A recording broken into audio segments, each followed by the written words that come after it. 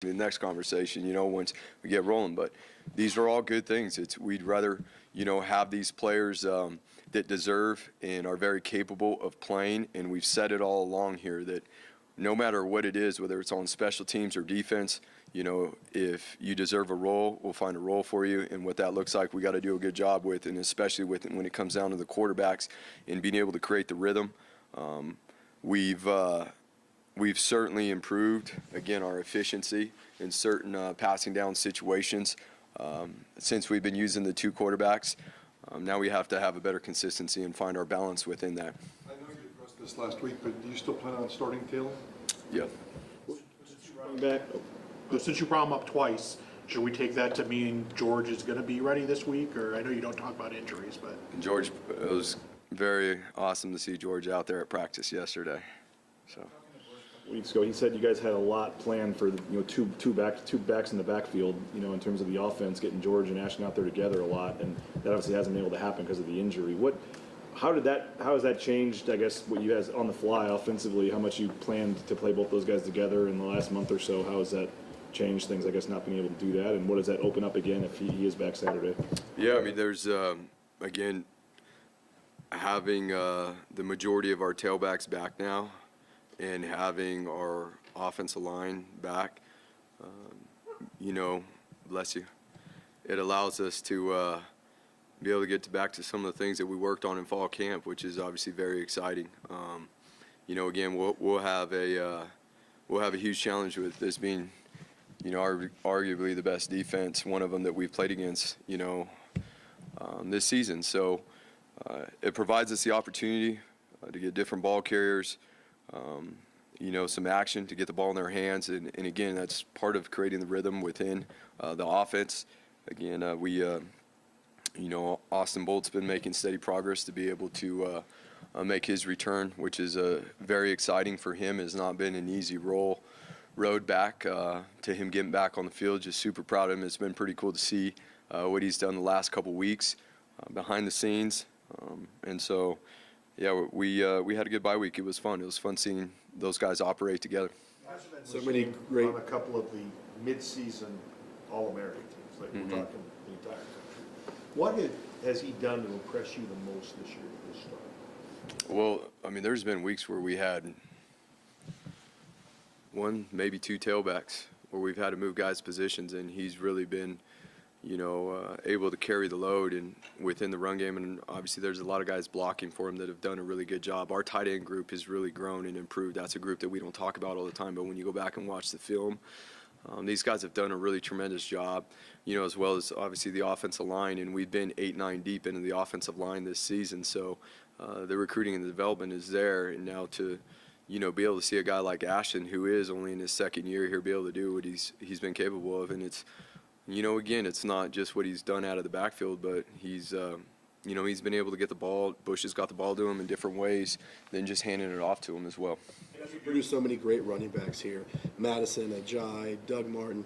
When you see the way that Ashton runs the ball in the season he's having, does he remind you of any of those guys? Is there one that in particular he reminds you of? Well, I would say that, like, Ashton has the flexibility to do a bunch of different things, as we were just talking about. He is a guy that played slot wide receiver, in high school. In his junior year. So the flexibility for him to do multiple things, aside from be a very effective and efficient and explosive ball carrier out of the backfield, we were able to get him the ball other ways, which, obviously as a defensive coach, that creates issues. And now being able to have multiple guys on the field that have that type of explosiveness is going to be fun. get those halfbacks back, being able to give Ashton a breather every once in a while. How much better can he be, kind of when he does get those spells? Yeah, I mean, that's through the course of the season. In any season, you want to have two guys, if not three. We came in, into fall camp. That was probably our deepest position, and it got stretched pretty thin, pretty quick. And so, again, it's going to be nice to be able to have those guys back. It is a long season. We're coming off the bye week. It was nice to see that everybody, on Sunday when we practice, the guys were fresh. Mentally, physically, they were flying around, they were communicating, they were operating. It was awesome to see. And so that is part of the balance and again, the rhythm when you have multiple personnels, whether, it's in the backfield, it's at wide receiver, and making sure we're doing a diligent job with how we create a plan in relation to what we're getting from a particular defense or offense, and being able to use our personnel as efficient as we can.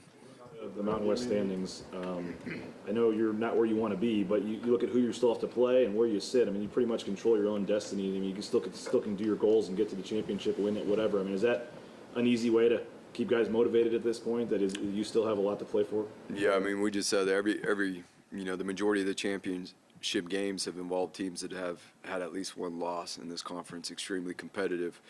There's a lot of good coaches in this conference. Obviously, a lot of good players. And, where we sit right now, we, 1 week at a time, we just need to focus on being 1-0 and really the prep that goes into what that's going to take, because we do play some really good teams down the stretch. Getting back to your run game, Andy, the amount of different rotations or lineups you used on the offensive line, I mean, it's pretty notable. Regardless of who was in there, why have you guys been able to run the ball so effectively? I mean, you look at a lot of those holes against Colorado State or San Diego State, and Ashton's able to get up to the second level, and it's pretty much game over after that. But why is the line, regardless of who's been in there, been able to be so effective? Again, we've said it all along for the last couple of years. There's been a premium on recruiting the fronts and trying to work to build depth. That's where football starts, right? It starts at the line of scrimmage, whether we're talking about protecting the quarterback, whether we're talking about the run game. You've got to be able to get after the quarterback and create pressure as a defense. You've got to be able to stop the run. And so we have put a high premium on recruiting the fronts, especially the offensive line. We've been able to develop guys, and fortunately enough, a lot of guys have stepped up and played. And to be honest with you, played really well. We started the season with 2 freshmen playing on the offensive line, and those guys have done well. Those guys have done really well. And it's awesome to see how they continue to learn and grow throughout the course of the season. And that's just one position we got to continue on. Like we talked about, the tight ends have developed over the course of the season and done well. Breezy's jumped in there and got some action, and he's continued to grow. And so it's not just that offensive line position, but it's, again, the other positions on our team that we're excited for that to show up down the stretch here. We've played 7 games. We all know what it's been. It's about how we move forward now and how we attack every single opportunity we have. We're not the same freshmen. We're not the same sophomores. We're not the same seniors that we started the season as. We're not the same coaches. We understand. We know exactly who our team is. We know exactly what we need to do. And again, the Mountain West is not easy week in and week out. You face a bunch of different schemes, but we have the opportunity to compete. The goal is still right in front of us to compete for a Mountain West Conference championship. And as we all know, as you go down the stretch, it is like the playoffs.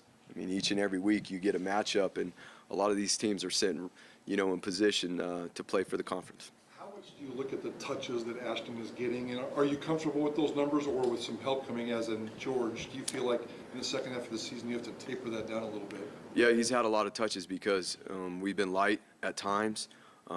So, again, with the ideal situations, we always have 2 tailbacks. That's, if not 3, with developing a 4th. Again, that's what we want to have game in and game out throughout the course of the year, because it is a long season, and that's a very physical position. That tailback position, there's a lot of impact. So to be able to disperse some of the carries, and there's still different ways to get both guys the ball. There's still different ways to get other guys the ball. That's the fun part about it now. Now again, each and every week it comes down to what does the defense present, and now we have guys that are coming off the IR that are going to be available, and we being able to put a plan together based off of what a particular defense is going to try to take away and what they're going to give, because each and every week that's what it's about. So it's not going to look the same every single week, and that's a big part of football, especially in this conference, right? We play a lot of different defensive structures. It's about every defensive structure you can see in college football in this conference. There's about every single offensive structure you can see in this conference. And that's what makes it, challenging year in and year out, is being equipped to face those different structures. What do you see in Wyoming's offense? Well, I mean, that's consistent year in and year out. You're going to get a physical offense, the line of scrimmage, the tight ends, the tailbacks. believe they pride themselves in many of the same things, we do, as being physical at the line of scrimmage. And so they've done a really good job running the ball. Their tight end group is really good. They do a great job blocking, and they are featured in the pass game as well. They got length, they can run. You see the ball, you see them being targeted a lot in the pass game. You see an offense that is efficient in the red zone and an offense that takes care of the football. Quarterbacks, in Peely and Sabota, what do you see the difference between them? And with your defense being able to see 2 quarterbacks in practice, how does that kind of prepare them to be on alert like that? Right. So, ultimately, the mentality of this offense we're about to face is very consistent, and they've used 2 quarterbacks. It's pretty consistent throughout. I mean, they're going to run the ball. They want to run the ball, and they're going to use play action passes, pocket movements, off the run looks. They do a good job of getting the ball out quick within their quick pass game that they will use up and down the field. They've been efficient in the red zone, as an offense, and they've taken care of the ball, and that's what both quarterbacks have done. Andy, how else does George help this offense, this program, this team on a game day if he's out there? Not just when it comes to carrying the ball, having a guy out there who's played that much ball. I mean, George, even while George has been away, George has been an instrumental leader as we've worked through. He's been a huge part of working out, with the developmental group. And the extra workouts they get, being that they don't play on the weekends. And George has been a guy that has really helped that group grow and thrive because of how he competes in the weight room, how he sets the temperature in there and how he works. That's who George is. George is an unbelievable human being, and it's exciting to see that he was able to get back out on the field on Sunday. And so not only from his production and what he's done here as a football player, but who he is, obviously, as a person and a leader. Punt returner. Did he volunteer for that role, or did you guys as coaches ask him to do that? George will take the ball however he can get it. I mean, George would. It's always more about probably pulling back and saying no to George than what it is. But George, again, has done that for us for more than a few years now, and as we work him back in, that will be something that we can see if we can't get him back out there at some point. High impact position. How do you balance his importance to the offense versus risking him at punt return? Yeah, we get that question asked all the time. I mean, Shaq did it for us. Avery did it for us. I'm not sure. I mean, the running back position's a high impact position. And so ultimately this game is about getting the best ball carriers the ball as much as possible, and that's a potential situation to get a ball carrier who's been pretty good in the open field, the ball in a lot of open space. You talked a little bit about the response of the players, but what is their accountability like right now? Who's the loudest voice, in the locker room, or the lead by example guy for you right now as you guys have gotten off to this start? We throughout the course of the bye week, there was a lot of people. I mean, both captains are. They're very vocal. I'll be honest with you, yesterday it was awesome to see how loud it was in the indoor. I mean, it was loud in there, and it was guys working, it was guys communicating, it was guys working together, it was guys pushing the tempo, guys setting the tone. But you got guys like Tubes being back and being healthy. You got guys that are starting to emerge and play consistently. Like, we need JC to be that guy, and to be able in the secondary to be that guy that carries a level of consistency for himself and what he's capable of doing, which he has shown in the last couple games, and now how we bring that, and we bring that vibe, right? And then offensively, the O-line is definitely a big part of our team. Both the quarterbacks are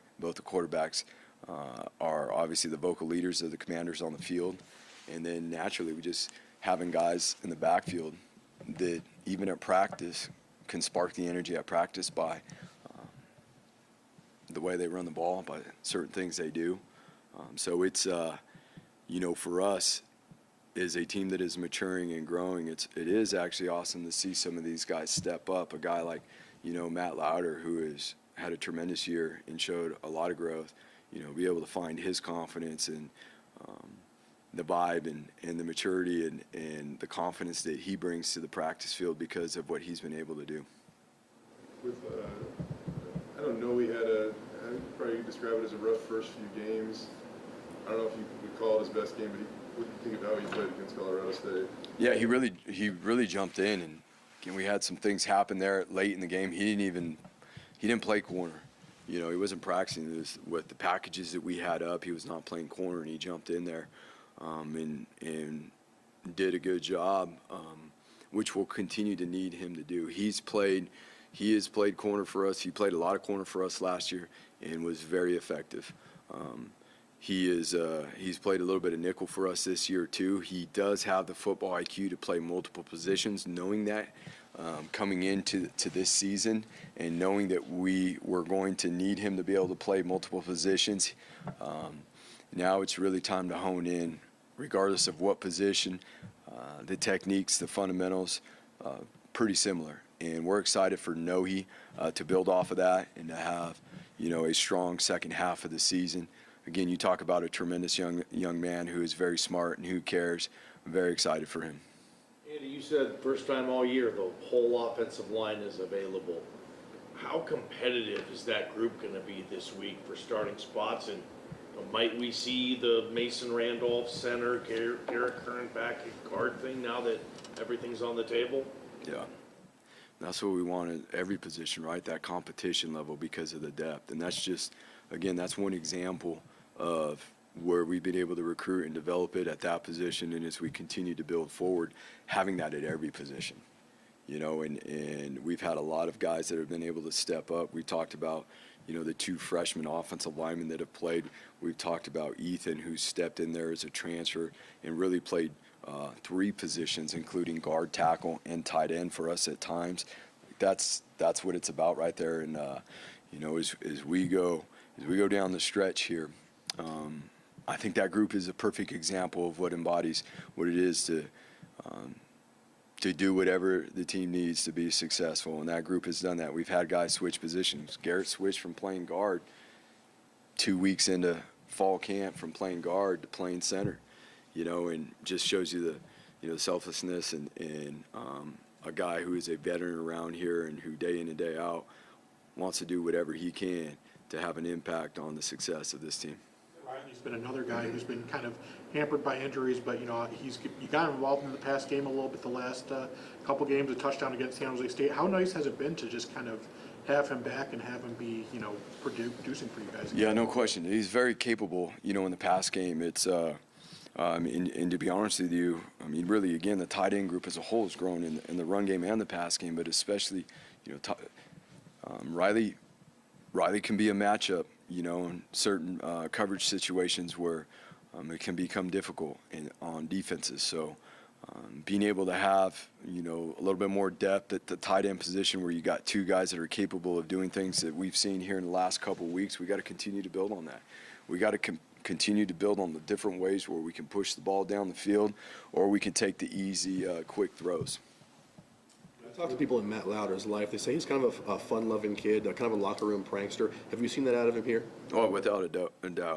Matt, that's the cool part about Matt. Matt's got that vibe where around the facility and all that, he's fun-loving. You better be on your toes. You never know what's coming. But when it's time to play football, it's time to play football. When he steps on the field, whether it's on his special team responsibilities or his offensive responsibilities, it's time to play football.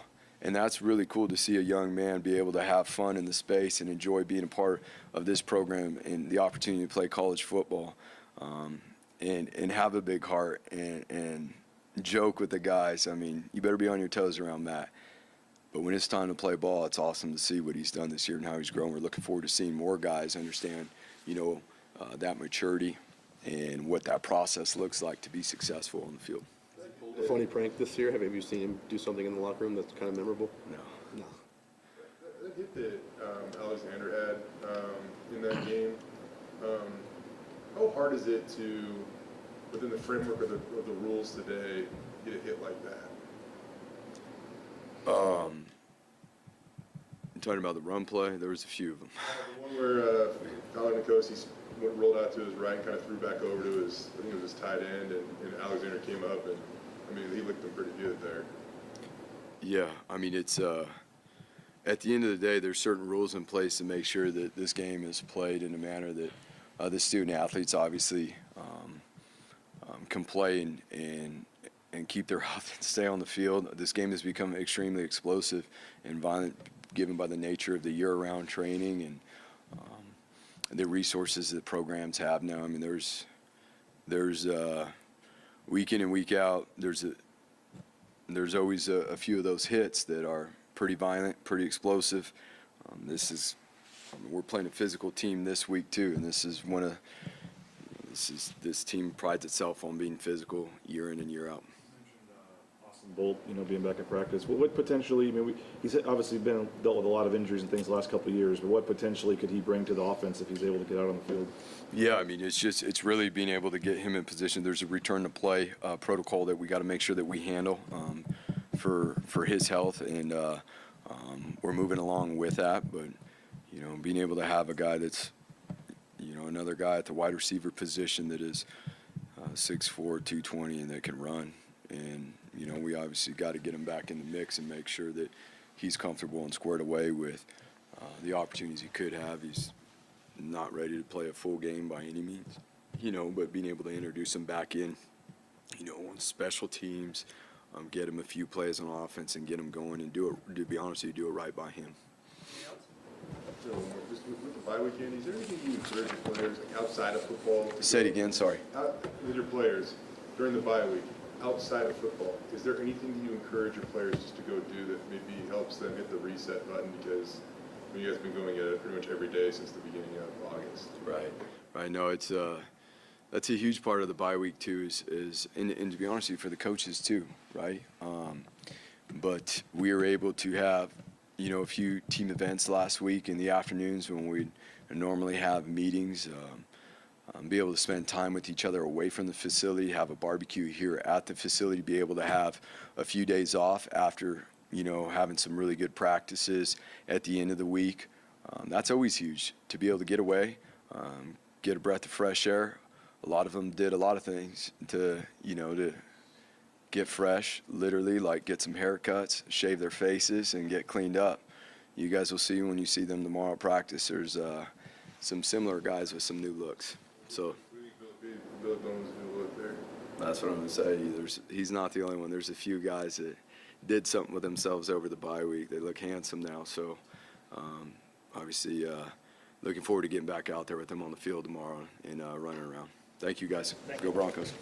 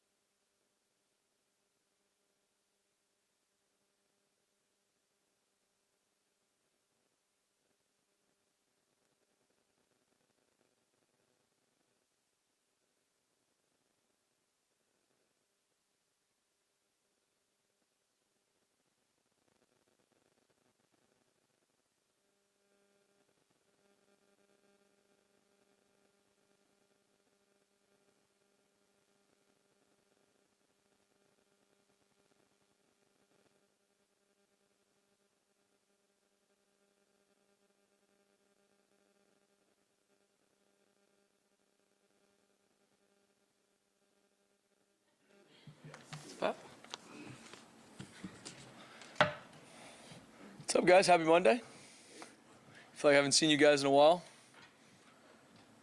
Excited to see, but I appreciate you guys taking the time. It was really good for us as a whole team, but especially defensively to use the bye week to, we're self-scouting every week. It's not like we just wait for time, but obviously being able to use the bye week to really be able to go back and look from game one, Washington to Colorado State. Okay, what are we efficient at? And focus obviously on the schemes, but more importantly on the techniques. Like are there certain techniques that we have across the board, from the D tackle to the corner, that we are not executing at the level that we need to be able to run these certain defenses that maybe we have run the past and we've run really well. So it was really good for us as staff to look at that holistically, look at it in regards to positionally, to see, okay, what do we need to do a better job of, what can we coach better, and then, I mean, obviously the pursuit and the tackling are huge parts for us. The games that we've played well and finished well on defense, we've tackled really well, and the games we have not, we didn't. And so looking at the drills, to the focus, to everything we do in practice, because at the end of the day, at the end of the day, it's all about winning and losing football games. That's the stat we are driven on. But we ended up shutting out San Jose State in the end of the second half, shut out Colorado State in the first half, and then obviously with 6 minutes left, did not play the way we needed to, and it still hurts our heart that we didn't finish that game the right way. So, but proud of our guys coming to work this past bye week, looking at the things that we need to grow in, focused on the things we need to grow in, having a great attitude. When you lose a game like we did against Colorado State, that's hard. Now, that's what I told our defense. Like, guys, it's hard. It breaks my heart that we didn't finish that game when you're up 20 points with 6 minutes left. And looking at ways that we can play those situations better, technique-wise, call-wise, to where we got to find a way to win those football games. So proud of our guys and how they went out in that bye week and improved and got better and competed, because every rep matters for us. We're a developmental program. We're playing with a good amount of young guys, but at this point, like we saw, this is week 8 we're going into now. They're not young anymore, and so we got to make sure we continue to clean these things up. Sounds like you guys are getting healthier. Even as well as Marco has played, what does it mean to you guys as a unit to get DJ Schramm back on the field? It's going to be huge. I mean, DJ is not only like we've talked about before, not only his play on the field, his tackles, his TFLs, his production. He is a coach on the field in regards to making sure we're all on the same page, everybody understands the situation. He's also one of the smartest football players I've been around in regards to situational football, where an offense is on the field, what formations we're seeing. So he helps make everybody around him better, so we're working our tail off to make sure he can get back here soon. After those 6 minutes in Fort Collins, how hungry is this defense to get back on the field? Yeah, obviously extremely hungry. It's something that we know that's not us. That's not even kind of the standard with which we play football. And like I said, it hurts my heart as a guy that loves this place and loves these players, because there's so much of that game, which we talk about all the time. That's defense, right? You could play really good for 55 minutes, and you have 5 minutes like we did, and it looks exactly, and we're having the same conversations. If those 5 minutes went different, these conversations are different, and that's the razor's edge you live on defensively. And so being able to once again not have our guys lose their confidence, guys, this is the reason that this happened, okay? We got to clean up this technique, this situational awareness in regards to time on the clock, where they're out in the field. Us as coaches making sure we're coaching these situations to where we can win those. And we need to continue to build our depth of our team, because as the game goes on, we need the second guy to go in there and be able to continue to play at extremely high level and keep the standard high. And that's needed down the stretch, not just in that game, but obviously going forward. So we got a group in here that knows what they need to grow in, is excited in that, and a coaching staff that is very excited to continue to take the field with this group and grow them every single day. Very aware of the stats, very aware that we are not playing to where we need to. But I really believe we've got what it takes in regards to our players and the staff to get it fixed. And there's a lot of clips in certain games where you're like, that's us playing the way we should. That's us doing our job the way we should. That's us operating. That's a 3 and out. Offense maybe has a takeaway or has a turnover. Go around the field and get the ball back for them. That's team football. We just got to be able to do it consistently for 4 quarters. Plays the Hail Mary, but also the play before that. Yeah. There was some talk, you had Rodney come in on the blitz there. What was kind of that play that they found Horton for the long play, and it kind of looked like Andrew Simpson's kind of in a tough spot against 100% he is. That situationally, guys, I take full responsibility for that. There's some situational stuff as a staff looked at. At the end of the day, the play call and what it was is on me. A situation where we should have been in a different call to where we were able to play that different with 17 seconds on the clock. Should never be able to put a player, especially from level 1, on the line of scrimmage having to deal with a 3 vertical. So schematically, not the right call in that situation. Still a call, though, that we should be able to execute a call we play, but not the right call for that situation. And put them in spots where we had better calls to be able to execute with 17 seconds left. We worked on that this past week, being that it's not the end of the game, right? 17 seconds, you're still looking at 2, maybe 3 plays, probably more 2 plays, which is obviously what we got. And then the last play of the game, the victory play, it's a situation we do rep in practice, but the attention to detail and how we execute that in regards to the jumpers, in regards to who's boxing, who out, getting the ball on the ground, is something that we got to improve. We worked on it last week. It is something we rep week in and week out, but obviously it showed up in critical moments. We didn't execute it the way we need to. How tough is it on that final play? You guys did everything you need to do. You knocked it down. They just happened to have a guy there that caught it. There was a couple different things on that play that we did not execute the way we should have, in regards to boxing out the certain receivers to make sure that they don't get in that situation. And so it's something that we obviously practiced again last week. It is something that we rep. It's not like that's something that we don't rep. We rep it every week, getting ready for those situations. And in those critical moments, we didn't execute it the way we should have. And so making sure our guys and getting our guys aware of certain situations, to BJ's question, okay, maybe it's not the last play of the game, but we got to be in similar calls even with 17 seconds left. And like I said, I take full responsibility for that. And then them understanding, okay, if there's 2 plays left, how far am I off the ball? And just working that as a staff and with our players. At the end of the day, it's them on the field executing it in those crucial moments. Going back to DJ for a second, Andy mentioned he was back at practice last week. So just to be clear, do you expect him to play this weekend? We're going to know a lot probably by Tuesday, Wednesday this week. So he was able to get some good practice reps in last week, and then we'll know a lot more from the trainers in regards to Tuesday, Wednesday when we get back in full pads. Is there, in an ideal world for you, you'd probably, if you could just operate a base defense in your front four, put pressure on the quarterback, that would probably be the best. But for you and you guys, I think in that Colorado State game, in the last 55 dropbacks, you guys got 1 sack. Yep. How much more of a challenge, or what is the challenge for you trying to dial up pressure, or how you're going to do it to make a quarterback feel uncomfortable? Yeah, obviously, it's something we're looking at holistically. Jay, okay, first off, who are guys that can consistently win in regards to when we rush them? Could be in the front, could be linebackers, could be in the secondary. Who are our best blitzers in regards to non-traditionals, nickels, corners, linebackers?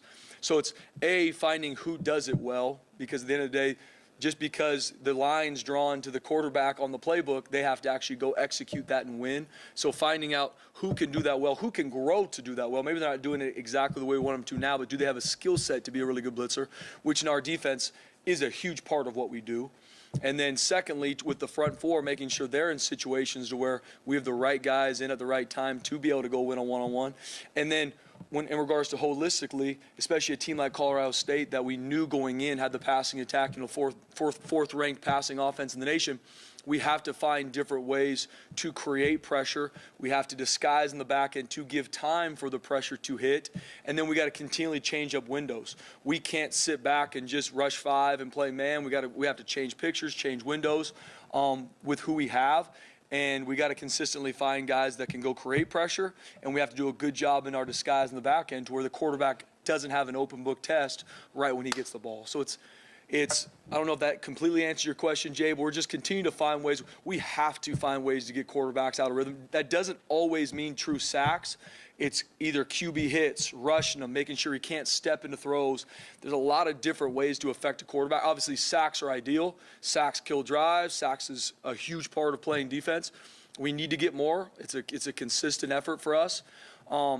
And making sure the right guys are blitzing and guys that we need to rush can consistently win, and being able to disguise good in the back end to where coverages can help the pressure get home. In terms of, you've been here for a while now, in terms of trying to find those answers, has it been more as challenging this year than maybe the previous years you've been here?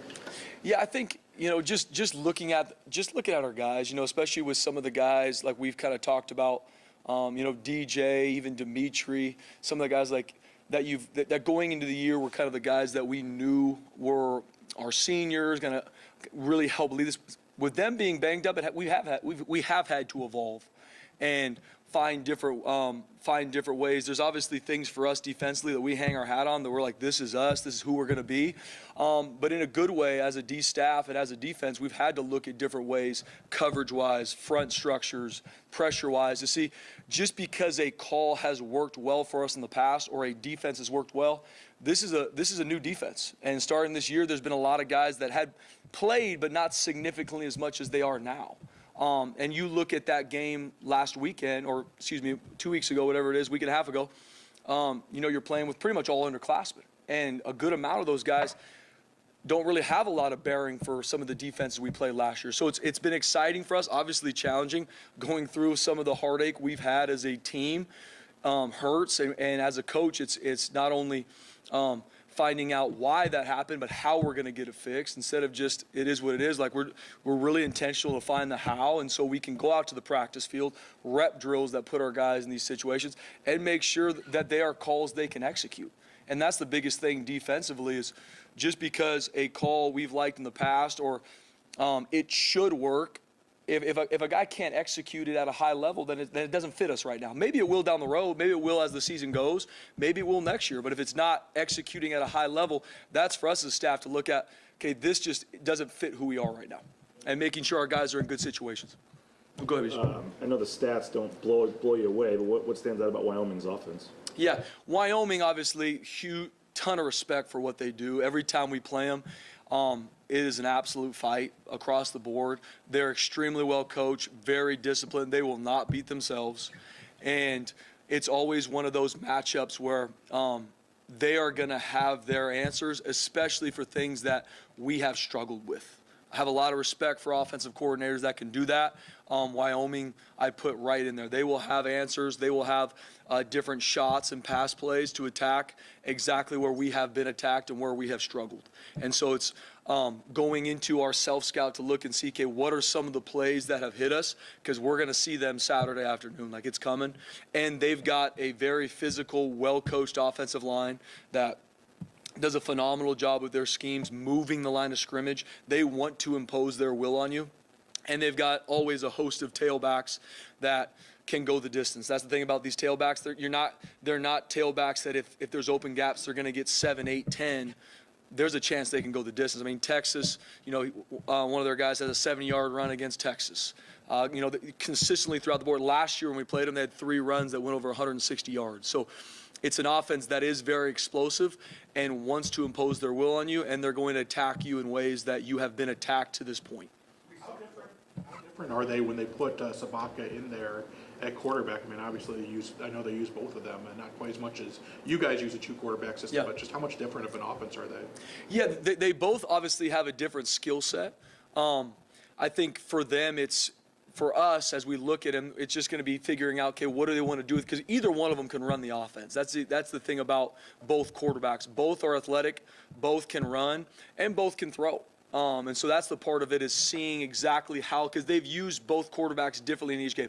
Obviously, Peasley is the starter. That's the guy that, I really feel is their true leader of that offense. You see him, you talk about a tough kid. I mean, he will get hit in the mouth, and he will be right back the next play trying to find a way to win that football game for his team. And so both of them will be used in different ways. Both can run. Both will have true quarterback design runs, and so we'll be ready for both. What have you learned about defending a 2-quarterback system just from watching your own offense? Yeah, I think just looking to see each play is designed for a reason. Each quarterback is in for a reason. It's not just, okay, let's just try this guy, obviously. And so as a defensive staff, as a defense looking to see, okay, why is this certain quarterback in on this situation? The difference with Wyoming and how they use both their quarterbacks is one is not the true thrower, one is not a true runner. They both can do they both can do both of that well. And so for us, it's obviously making sure our guys understand what quarterback is in, and then call-wise, we got to be able to defend either one. Tackling throughout the season. How did you rate the tackling in the first half of the season? And how do you get better in the bye week, especially knowing that, the X's and O's matchup with Wyoming, the physical, the trenches, the running stuff. Yeah. Tackling has to be at a premium this weekend. Yeah, especially with not only just with who they have and how explosive their tailbacks are, but just in general, right? For us, it's obviously first and foremost what drills what are the tackles we are missing, and how do we correlate those tackles from the game, from the film, into a practice situation? Because the reality of it is we're not taking guys to the ground consistently in practice. You can't. Guys will get banged up. We already got some guys on the sideline. We got to make sure we keep our guys healthy. But it's putting our guys from the game clips. Okay, that's a missed tackle that shows up consistently. How do we replicate that a lot in practice? Instead of just maybe using tackling drills that we've used in the past that we like, how do we replicate that exact situation to get more reps? That's first and foremost. That was one of the biggest things we did in regards to that over the bye week, repping those. And then in regards to practice, just because I'm not physically taking a ball carrier to the ground, how I track to that ball carrier's hip, my body position on the finish, that needs to be the exact same way from practice to the game. And it's that consistency showing our guys that in practice, just because I'm not taking him to the ground doesn't mean my body position is not right to his thigh boards. And that's a big thing that we're growing as a defense is that body position to the fit. And then at the end of the day, the physical part of taking him to the ground, we'll be able to do as the game goes. But it's the body position to get there, because for us, we've been too high. We're trying to tackle at the waist. Our arms are going wide, so we're not being able to create the physical tackles we need. Defense until his senior year in high school. How raw was he when he got here, and where has he grown the most? Yeah, you talk about a guy that since he's been here, to your point, didn't play a lot of defense in high school, offensive player, very athletic, smart. It just has taken him time just to be able to truly learn our defense, and more than the actual scheme on a playbook. Obviously, in the back end, we put a lot on our safeties in regards to their eyes, where my eyes are supposed to be, and off of my key, where do my eyes transition to? So if my key moves, where do my eyes directly got to go to? And so you can play fast. Because if your eyes are not on point, that's at all levels, you're not going to play fast. And he's a very athletic young man. And so now you're seeing him, and especially when Alex Tubner was out, him playing primarily the entire game, he grew a ton because he's getting these game reps. He's putting these game reps now. And so it's been cool to see his growth and development. And Zion Washington is a young man that has the physical tools. And so now as he grows and develops in regards to playing the game, playing safety, understanding what that entails, he's going to continue to get better. And we're excited about where he's headed. The way Noe played against Colorado State, I mean, he got off to a rough start this season. Yeah. Honestly, Jay, I was really proud of how Noe played against Colorado State. He had a couple really big pass breakups, and it was huge obviously for our defense, but even for him, just from a confidence builder. There's one route in particular, a slant route on 3rd and medium, that he jumped, he broke on. And it was just, once again, awesome for our defense. We needed it, but even for him, it was awesome to see him being able to make that play in that big moment. Because there's been some stuff that I know he's excited to grow in, and I know he knows he's better than some of the things he's done this year. And it was awesome. I think he had one of his better games against Colorado State. Anything else? All right, thank you. Appreciate it, guys.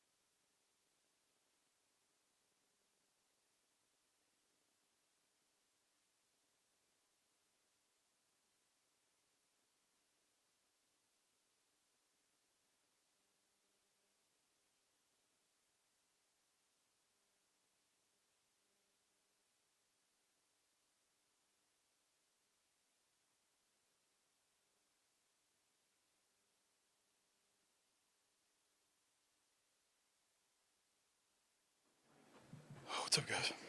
How you guys doing, man? Good.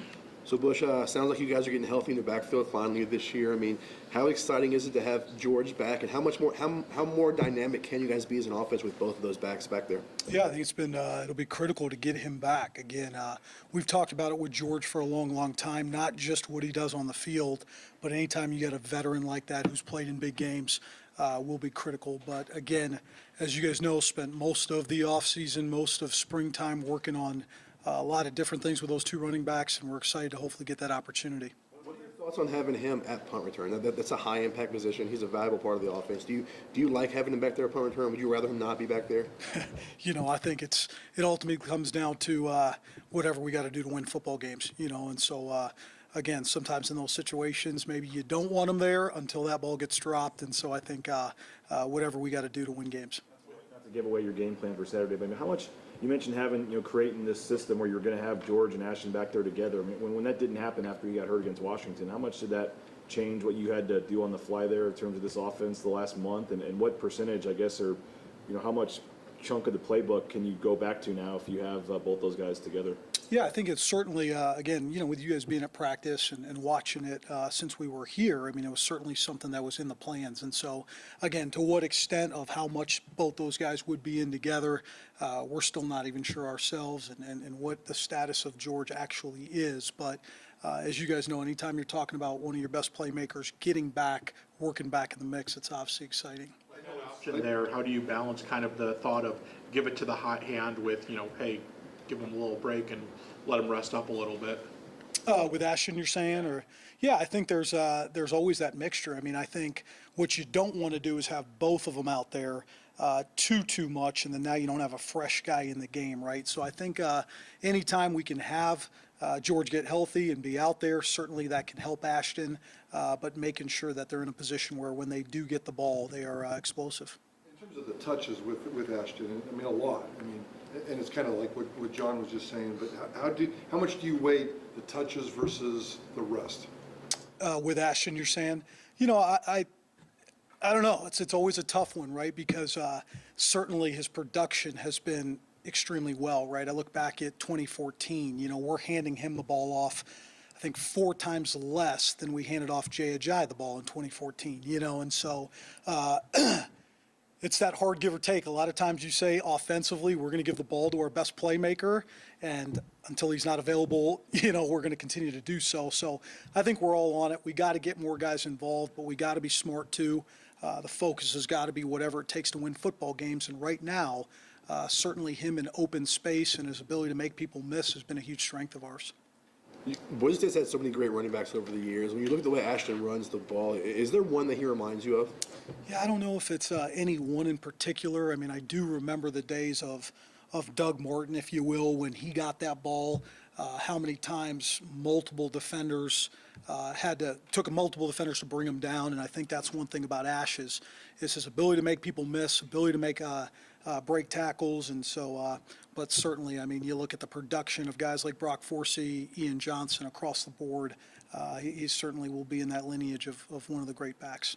The last 2 games, shaking out, I know it's game by game, but, Maddox ended up playing more snaps than Talon each of the last 2 games. I mean, Andy did say that, at least for the first play, Talon's a starter still. I mean, how do you look at that? And you think that could happen again? Or are you guys trying to focus a little more on one or the other? Or how do you look at how that's going to shake out? No, I think Talon's our starter. I think everyone in the building knows that. I think the toughest part is just when you look at our 2nd and long, 3rd down efficiency percentage, in a lot of those situations, we're operating about 20% higher than we were earlier in the year, so it's a little bit of give or take. That's really what it comes down to is we think there's parts of Talon's game and his explosiveness in the run game to come in versus San Jose and have those multiple touchdowns. And then what Maddox has done in those longer situations where normally some of your percentages are closer to 15%, and we're executing on 3rd downs and 4th downs. So I totally get it. Trust me, I do. I mean, I understand what everybody wants it to be. But at this point, we just the gut feeling is we've certainly have had a large sample size. This is not something that's just been, hey, this is what we're doing over 2 weeks. We've had 12 or 13 games, if you will, with these quarterbacks, and that's right now what we feel is going to take to give us our best shot of winning. Point production is there with the two quarterback system, but in terms of the rhythm and flow, to use your guys' word, it seems like there could be more if there's better rhythm and flow. What are you learning about rhythm and flow over the last couple of weeks? Yeah, Mike, I think it's hard there too, right? Because then you can make the case, hey, maybe when we just played one guy was the rhythm off the charts. You know what I'm saying? And so really, I think the number one thing is pinpointing how we're going to get that rhythm, right? If you look at what did we do versus San Jose State that made us look in rhythm versus Colorado State, even the point production was there, but maybe we didn't feel as much in rhythm. Was it totally about the quarterback situation? Was it just about the overall execution? Was it about turning the football over? And so that's what I think we all have got to do a great job of, is what exactly is it? Because again, you look at the numbers Maddox has been able to do. You go back to that Colorado State game, or really you go back to the San Jose State game, look what he did on those third downs, those fourth downs. Those are critical plays that help us win that game. And so pinpointing exactly what it is it the two quarterbacks, rhythm, not rhythm? That's what we got to figure out. In terms of an ideal split, I've seen this for 2 games, an ideal split that you would want to achieve. And I mean, Andy said not only is Taylor the starter, he referred to him as the focal point. But in the last 2 games combined, Maddox has played, I believe, 6 more snaps than Taylor. So we talk about rhythm and flow. How do you get the focal point, I guess, on the field more often than on the sidelines, I guess? Yeah, I think, is there a perfect distribution in our minds? I would say Talon would certainly be out there 60 to 65% of the time, and the nature of it, as I know you guys understand, is we also have to make sure that we're not having issues of who's in the game, who's not in the game, taking delay of penalties, right? And so part of that for us is certain situations, Talon's been in the game, and when down and distances are different, when field positions are different, that's when we've kind of got to Maddox. So in a lot of ways, the distribution, has a lot to do with what situations we're in the game. When we're in a 2-minute situation, for example, Maddox has been in there, and then that looks at, okay, you have a long drive, that's 12 more plays. Is that really what we set out for? Maybe not, but based off of those situations, that has a lot to do with who's out there more. Is this your call on most of these plays? Has Andy, does he come in on the headset and say, I want A or B next series? No, he's been great, man. I mean, the communication's always there. Again, we're all in this together trying to figure out, again, what is going to get us that rhythm, and I think we're in that situation, right, coming off a bye where I think it's been 4 or 5 games, the last 4 or 5 games of scoring 30 points, but not totally feeling like the rhythm is exactly where it needs to be. So I think we're all doing everything we can to get in that rhythm. Talon's on board with this and all this, but I mean, it's kind of like how he does on first and second down is going to decide if he gets to stay in on third down. So what's that dynamic like where he's wanting to try to make it happen and not be looking at the sideline, and then if third down, if Maddox does something, sometimes you guys are staying with Maddox, and just it's got to be a lot on I don't know if pressure is the right word, but a lot on his plate to try to want to stay in there. Yeah, I certainly think it is, and again, I can't tell you how proud I am of him and how he's handled himself, and again, totally understand that up, down, am I in third down, and so on and so forth. But again, it goes back to what is that right distribution for us? What's going to give us the best chance to win? We did that in that San Jose State game with Maddox coming in there on some third down situations, 2 3rd and 15s, I believe, a fourth down play. And again, those were critical factors in us winning that game. So, I think for TG, we just got to continue to build. It's not going to be a situation where he's coming out on every third down, but it is a situation where our efficiency has got to close the gap, if you will, to be the type of offense we want to be. What have you seen out of Wyoming's front seven? Yeah, unbelievably disciplined, high motor. This is a program that my hats go off to them, because I think we've prided ourselves for a long, long time on development and discipline. And I think from top to bottom, you look at their players, not just in the front seven, but on the back end. These are guys that play hard, that play discipline, that play together, and that's led to their success.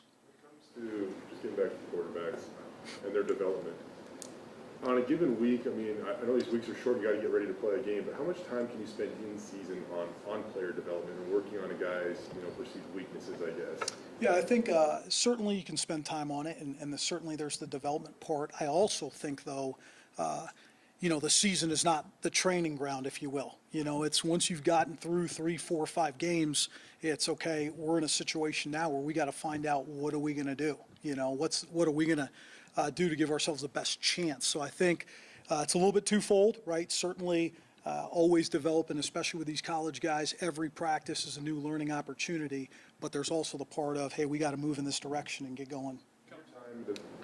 Who is the quarterback that set the best example, of whether it be film study, after practice, outside of what they're required to be, or who is the best at utilizing that time, and how would maybe the guys that you have right now compared to something like that? You're saying just at Boise State overall, or?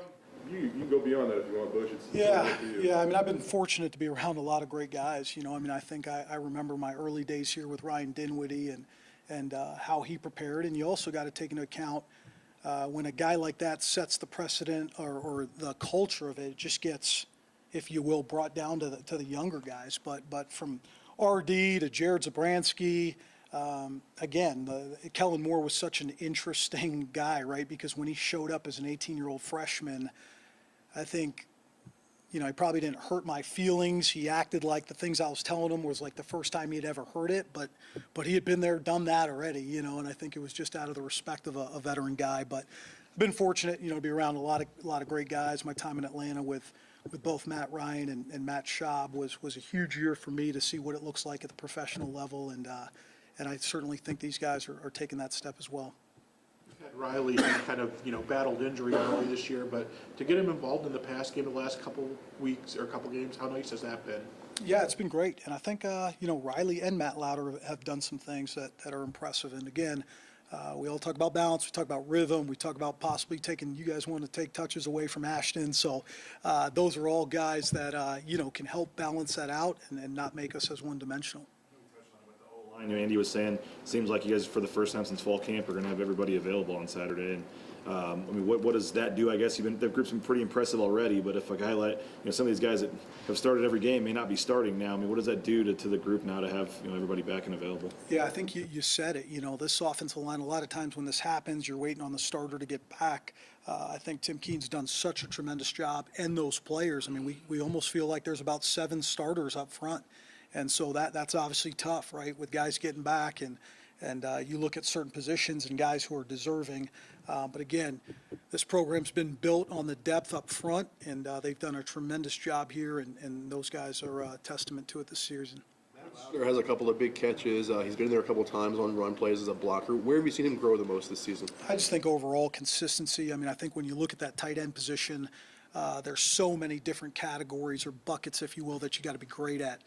Certainly run blocking, pass protection, being a part of the pass game. And I think when you got a guy that's as balanced as him, who can stretch it vertically but also be one of the more physical players up front, that's when he can get dynamic. Everybody in his life says he's a fun-loving guy, even a locker room prankster. What impact does that have on the locker room? Who's that, Matt? Matt Lauder, yeah. Yeah, I think it's huge, right? Whenever you can see a guy who can be himself but also be able to flip that switch for 3-4 practices a week, and then on game day, it just gives validity of what it's got to look like. And we always preach to these guys, we want them to be themselves, but also understand the level of focus that needs to happen both in practice and on game day, and he's a great example of that. No targets for Prince the last 2 games. Is that an X's and O's game situation, or is he still kind of working on the development side of it? Yeah, I think it's a little bit of both, Mike. Certainly, again, you can design certain things, and is he out there? Is the target actually going to him? But again, there's maybe sometimes it's a good problem to have. You got Billy Bowens out there, you got Static, you got both the tight ends, you got Ashton Genty, and so we're really just working through that. All right, thank you. Good? That's good. Maybe? Austin Bolt, Andy said he was back. Can he figure in this year immediately? Yeah, we would hope so. Again, and I think the biggest thing is just getting those guys consistently practicing and consistently getting them ready to go. That's the biggest thing, and knowing who's available, but we're certainly excited about it. He's looked good. Thanks, Thanks, Eric.